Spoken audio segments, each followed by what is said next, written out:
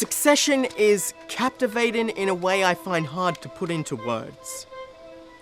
If I had to describe it in one word, I would lean towards opulent. The writing is opulent to the extent of being poetry. It's, and not to sound like a hack, Shakespearean, yet the show itself hardly takes the time of day to acknowledge this. In fact, it would much rather make fun of its roots. It's shot with opulence. Why have a medium establishing shot when you can pull out the drone and have an aerial? Why have characters arrive in a car when there's a helicopter? The events of the show are essentially dysfunctional family, but it's elevated to these billionaires and their stupid, selfish actions, which have unforeseen consequences on society at large.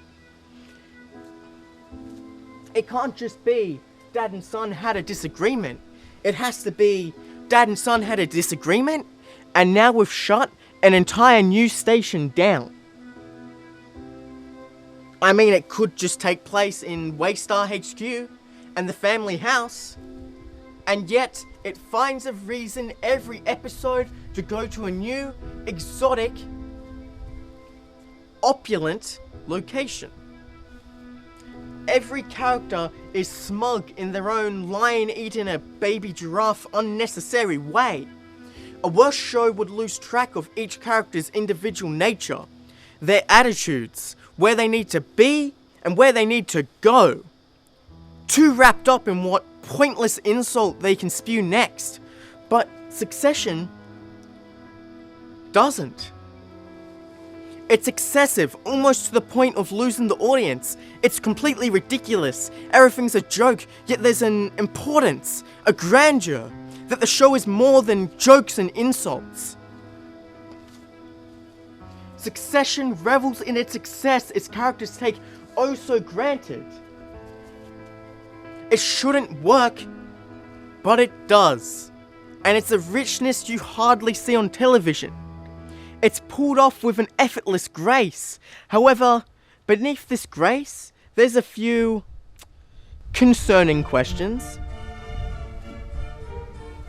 Is it surprising that the show made by Home Box Office, one of the most prestigious television networks, owned by Warner Media, turns out to be top dog? I expect the showrunners had very little in terms of limitations, at least relatively to a TV production. They most certainly had a budget to work with. There's like 3 different production locations in season 1. Non-essential actors are flown out just for one scene. The actors are undeniably rewarded for their roles, with salaries above $300,000 per episode. I'm not here to discuss morality and if that's just or not. More simply, this show has a decent amount of resources behind it. Is it that surprising that the show with the most financial backing, much like the Roy Children, ends up a success? Shun. As Logan Roy says, money wins. Well, that's not entirely fair. There's praise to be given to the fact that the showrunners seem to have entire creative freedom. And it shows. Succession has a cohesive vision. Succession could just be a mindless comedy. It could be like one of those Apple Plus shows no one talks about or sees. Like See. They have decent financial backing, but are forgotten. Fortunately, Succession has the financial backing, the prestige network, the actors, the production team, the creative vision. It's challenging TV, and I'm grateful for that, regardless of its production advantages.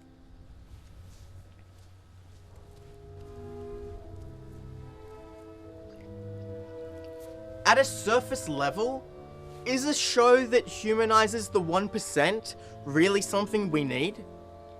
I doubt a show loosely following the Trumps is something anyone wanted.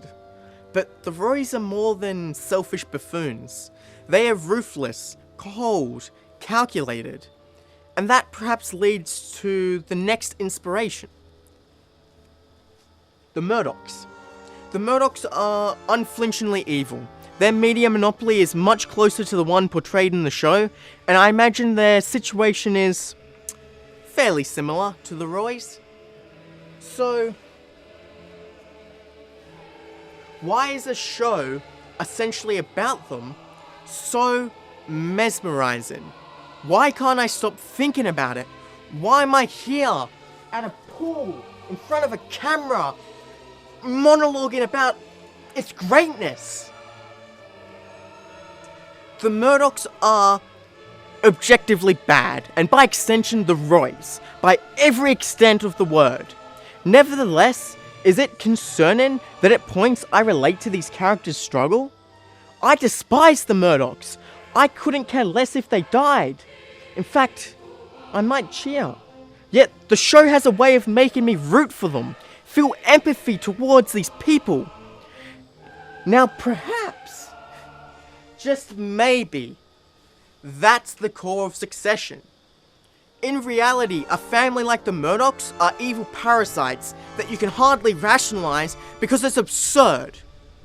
However, in the safety of TV, you can explore these ideas in a comedic way that can hopefully make some sense of this crazy, stupid world. In the end, Succession is something that truly sticks with me. It's consistently good with a great premise. But that's not enough. The thick of it, Schitt's Creek, Veep, Parks and Rec, Mad Men, all good comedic shows with a great premise. They may occasionally have nuggets of momentum that challenge the status quo of TV, but usually stick to their premise. However, Succession, in stark contrast to what the Roys would prefer, challenges the status quo of television. It isn't a comedy that contains nuggets of realism. It goes out of its way to push the dynamic of the show forward. Every episode feels like a TV special. There's no time wasted. The show hardly ever picks up where it's left off. It's got better things to do. When I say I think this is the next Game of Thrones, I don't know if it'll ever be as popular. But boy, does it feel good knowing that the best show on television at the moment is also the funniest. Nothing has felt like as much of a refreshing splash of water to the current TV quality than the joy I had watching Succession. I can't wait to sink my teeth into the delicious Greg-filled Tomlette of the next season.